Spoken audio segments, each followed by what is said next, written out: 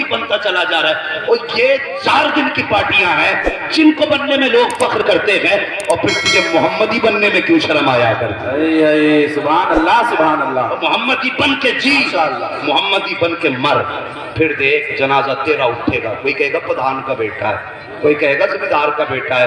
فرشتے کریں گے نانا یہ تمہاری بولی ہے, پردھان اور ذمہ دار کا بیٹا, ہم سے سنو ہم کیا کہہ رہے ہیں. فرشتے کہیں گے ذمہ دار کا بیٹا بعد میں گئے, غلام احمد مختار پہلے.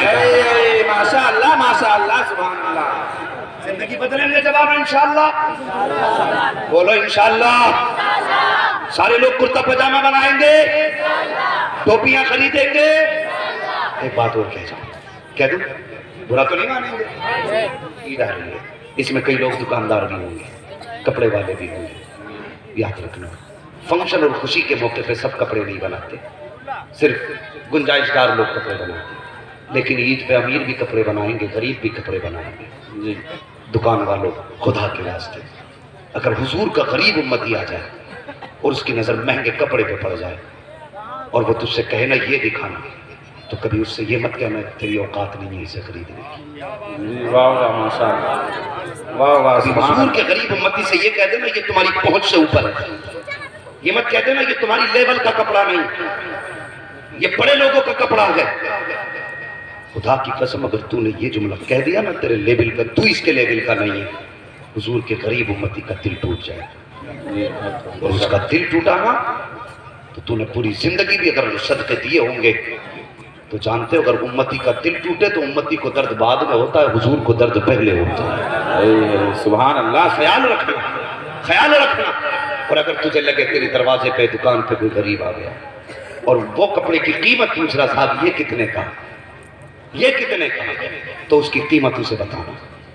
اور قیمت بتانے کے بعد کہ یہ 800 روپے میٹر کا ہے, یہ نہیں میرے بتانے سے 150 کو کہ 800 بتانے لگے. اگر واقعی اس کی قیمت 150 کی بجائے 800 ہے تو کہنا یہ 150 روپے میٹر کا. اگر وہ دیکھ کے ہاتھ پیچھے کھینچنے لگے تو سمجھ لینا پیسے نہیں ہے, دل ہے اسے خریدنے کا, دل ہے اسے خریدنے کا. تو نے مہینوں خریداری بیچی کی ہوگی, مہینوں کمایا ہوگا. اگر ایسا مجبور کوئی مایوس بندہ نظر آئے نا تو بس اسے بیٹھانا, اس کے ناپ کا کپڑا کاٹنا, تھیلی میں ڈال کے کہنا یہ میری طرف سے آج کے عیدی کا تحفہ قبول کر لیں. سبحان اللہ سبحان اللہ, ماشاء اللہ ماشاء اللہ. اگر اتنا کسی غریب کے ساتھ تم نے کر دیا نا, یہ مت کہنا یہ زکوٰۃ دے رہا ہوں, یہ خیرات دے رہا ہوں, کہنا حضور کا امت یہ میری طرف سے عیدی لے جا. سبحان اللہ کی قسم وہ کپڑے بعد میں پہنے گا, مدینے والے کی طرف سے بخشش کا فرمانا پہلے آ چکا. ماشاء اللہ ماشاء اللہ. مہنگا نہ کرنا کسی کے لیے, سبحان اللہ. غریبوں کا خاص خیال رکھنا. اور کم سے کم آج تجارت سے ہٹ کے سودا کریں گے, اور یہ تجارت محمد کے نام پہ کریں گے, یہ تجارت حضور کے نام پہ کریں گے. اور جانتے ہیں حضور کے نام کی تجارت حضرت بلال کو حضرت ابوبکر صدیق خریدنے گئے تھے. گئے تھے نہیں خریدنے, اگر آپ بولیں گے تب میں آگے بڑھوں گا ورنہ سلام پھیر دوں گا. اجازت ہے آگے بڑھا جائے تو ہاں مت کہو کہ گئے تھے جی. جب گئے تھے تو اس نے کیا کہا تھا, اس نے کہا تھا ابوبکر ایسے نہیں بیچوں گا, اس کے بدلے میں مجھے 1000 درہم چاہیے. آپ نے فرمایا دیے. سودا جو شروع ہوا تھا نا 50 درہم سے ہوا, اس نے کہا 50 درہم, فرمایا منظور, کہ ابھی نہیں کم ہے. پھر کہا 100, فرمایا منظور. 500 یہ بھی منظور. 1000 فرمایا منظور. کہنے لگے وہ بڑھاتے ہی جا رہا ہے. کسی نے کہا بس تو کر, کم سے کم شرم کر, تو بولے جا رہا, وہ ہاں کہے جا رہے, اب تو گنتی روک لے. تو اس نے پیسوں کی تو گنتی روک دی, لیکن کہنے لگا ایک شرط ہے. کہا کیا؟ بولے کالے کے بدلے میں مجھے ایک خوبصورت غلام چاہیے. سبحان اللہ سبحان اللہ. وہ غلام چاہیے جو تیرے تجارت کے کام دیکھتا ہے. ماشاء اللہ. منظور ہے. مسکرا کے کہنے لگے مجھے یہ بھی منظور ہے. 1000 درہم دیے غلام کے بدلے میں غلام, اور وہ بھی کون سا غلام جس کے بدلے میں 10 غلام چل سکتے تھے. اور جب دے کے چلنے لگے تو اس نے کہا تھا ابو بکر میں سمجھتا تھا تم ہوشیار ہو, میں سمجھتا تھا عقل مند تاجر ہو, تم گھاٹے کے سودے نہیں کرتے, لیکن آج تم نے سب سے بے وقوفی کا سودا کیا ہے. اتنے گھاٹے کا سودا کر کے چلے. ابو بکر مسکرا کے کہتے ہیں گھاٹے کا سودا میں نے نہیں بلکہ تو نے کیا ہے. کہا کس لیے؟ کہا بہت کم قیمت لگائی ہے. اگر آج تو بلال کے بدلے میں غلام نہیں, اگر ابو بکر بھی مانگ لیتا تو میں اپنی جان بھی تیری غلامی میں دے کے چلا جاؤں. نعرے تکبیر, نعرے رسالت.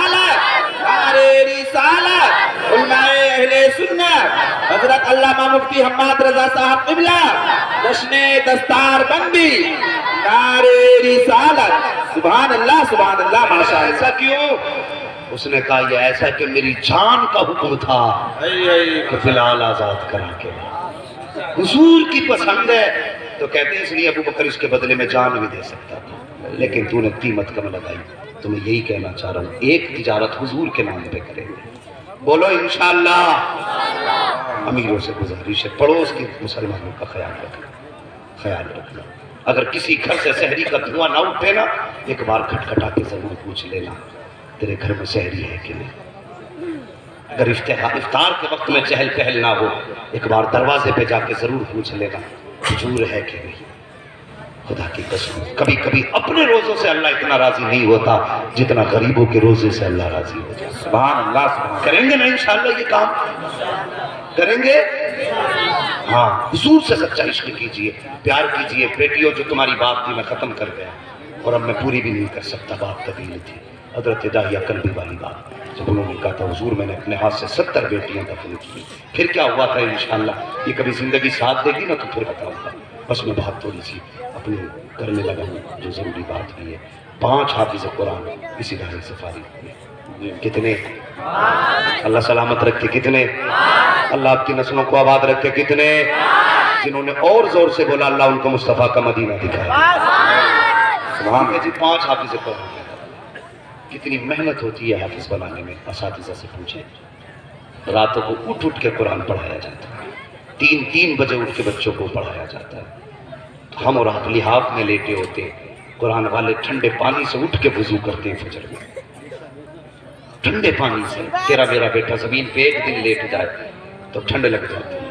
یہ قرآن والے روز 3 بجے اٹھ کے قرآن پڑھتے ہیں لیکن کبھی ٹھنڈ نہیں لگتی. اس کی وجہ جانتے ہو گھر لیٹے ہیں بچے تو ماں باپ حفاظت کرتے ہیں. جب یہ مدرسے آ جاتے ہیں تو رسول پاک حفاظت کرتے ہیں. سبحان اللہ. ٹھیک ہے یہ پڑھنے والے بچوں کی شان بیان کر رہا ہے اور مزاج ہے ہم لوگوں کا. اللہ ان سے کتنا راضی ہوتا سوچ بھی نہیں سکتے. ان کی خدمت کیا کرو. ان کی خدمت کیا کرو. گارنٹی ہے کوئی تمہارے باپ تمہارے نام کی فاتح کرے گا؟ ہے کسی کے پاس کوئی گارنٹی؟ اگر لگتا ہو نا کہ میں کی دولت چھوڑ کے جاؤں گا ساتھ کچھ نے دعا کریں گے تو کبھی قبرستان جانا وہاں جا کے دیکھنا. کچھ قبریں ایسی ہیں جن پہ پھول پڑے ملیں گے اور کچھ قبریں ایسی بھی ہوں گی جن میں کوئی مٹی ڈالنے والا بھی نہیں. مٹی ڈالنے والا بھی نہیں کچھ قبروں میں. کبھی ان قبروں پہ جانا. ان کی بھی مونچھ پہ گھی کے چراغ جلتے تھے. ان کے بھی نام کے آگے کوئی ٹکتا نہ تھا. آج قبریں بے نشان ہو گئی. ایک دن تیری میری قبر بھی بے نشان ہو جائے گی. کوئی ہاتھ اٹھانے والا نہیں ہوگا. اگر چاہتا ہے تجھے جنت ملے تو کچھ کام میں تمہیں بتا دوں کر کے چلے جانا. ایسے کام کر جاؤ جو دعا کی ضرورت نہ پڑے. خود بخود ثواب قبروں میں جاری رہے. میں سلام کرتا ہوں ان لوگوں کو جنہوں نے اس ادارے میں خون پسینے کی کمائی لگائی ہے اور اپنا دل مدرسے کے نام کر دیا ہے. اپنی زندگی مدرسے کے نام کر دی ہے. خدا کی قسم کوئی آئے نہ آئے بچانے کے لیے قیامت میں قرآن آئے گا اور کہے گا مالک اسے بخش دے. پوری زندگی اس نے میری خدمت کی ہے. جو پڑھتے تھے ان کا انتظام کرتا تھا. جو مجھے یاد کرتے تھے انہیں روٹی کھلاتا تھا. جو میرا خیال کرتے تھے اس نے ان کی خدمت کی ہے. اس لیے اپنی زندگی میں مدرسے کی خدمت کر جائے. 50 سال کے بعد بھی اگر قبر میں کوئی دعا کرے نہ کرے اگر مدرسے میں اپنی زندگی آپ نے لگا دی تو تمہاری قبروں میں بے حساب ثواب جاری ہو جائے گا. سبحان اللہ. بس ایک موٹی سی بات بتا دوں. جب میت ہوتی ہے نا ہمارے گھر میں ابا مرتے ہیں بھائی مرتے ہیں اماں کا انتقال ہوتا ہے ہم لوگ کیا کرتے ہیں بتاؤں کیا کرتے ہیں؟ سب سے پہلے دکان جا کے پیٹی خرید کے لاتے ہیں. پیٹی خرید کے لاتے ہیں سب سے پہلے گائے کی قرآن کے پار ہوگی اور مسجد میں لا کے رکھتی. اب جا کے مسجدوں میں دیکھو جگہ نہیں بچی پیٹیاں رکھنے. ہاں دیمک کھا رہی ہے پاروں کو اس لیے لا کے رکھی تھی تاکہ کوئی پڑھے گا تو ابا کو ثواب ملے گا. جزاک اللہ. इसलिए ला के रखी थी कि कोई पढ़ेगा तो सवाब मिलेगा।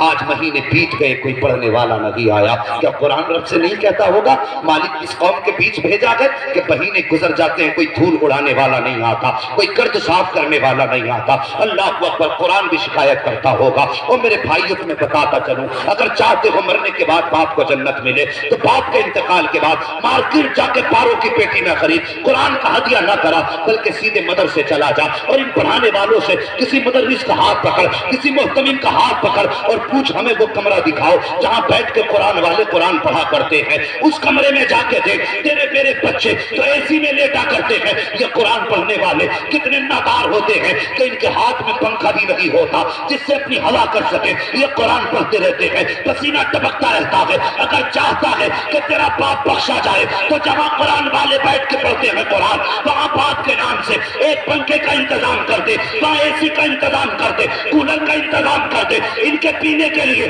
ठंडे पानी के फ्रिज का इंतजाम कर दे। दावे के साथ कहता हूँ 100 साल के बाद भी कोई तेरे लिए दुआ करे ना करे, जब जब कुरान वाला पंखे के नीचे बैठ के कुरान पढ़ेगा या फ्रिज का पानी पिएगा या एसी में बैठ के लेटेगा, खुदा की कसम दावे के साथ कहता हूँ कोई दुआ करे ना करे, जैसी ठंडी हवा के झोंके आप इसके सीने को लगेंगे, अल्लाह ठंडी हवा के झोंके तेरे बाप की कब्र में जारी फरमा। नारे तकबीर, नारे तकबीर, नारे रिसालत, नारे रिसालत।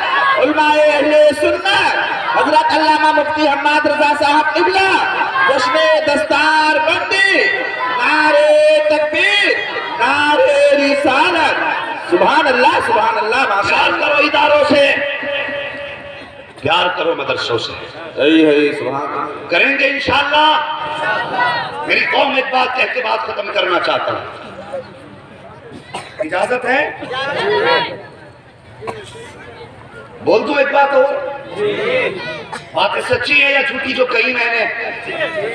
मानेंगे इंशाअल्लाह? जोर से बोलो इंशाअल्लाह। बोलो मानेंगे इंशाअल्लाह।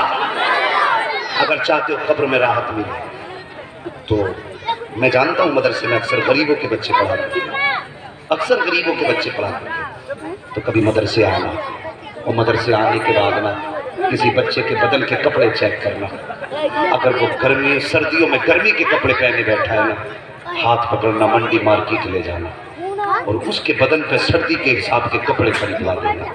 अल्लाह की कसम तू नहीं जानता, जब कोई तालिब इल्म की खिदमत करता है तो मदीने वाले मुस्तफ़ा राजी हो जाते हैं, उन्हें कपड़े पहनाओगे, हुजूर राजी होंगे। इनका ख्याल करना अब जिम्मेदारी है हमारी कौम की। दुनिया चाहती है मदरसे बंद हो, दुनिया चाहती है मकतब बंद हो, दुनिया चाहती है इदारे बंद हो, लेकिन तुम आगे बढ़ो और दुनिया को बता दो, दुनिया को बता दो कि हमें मदरसे चलाने के लिए तुम्हारे चंदे की जरूरत नहीं है, मदरसे चलाने के लिए आमीना के लाल के गरीब उम्मती काफी है। सुभान अल्लाह।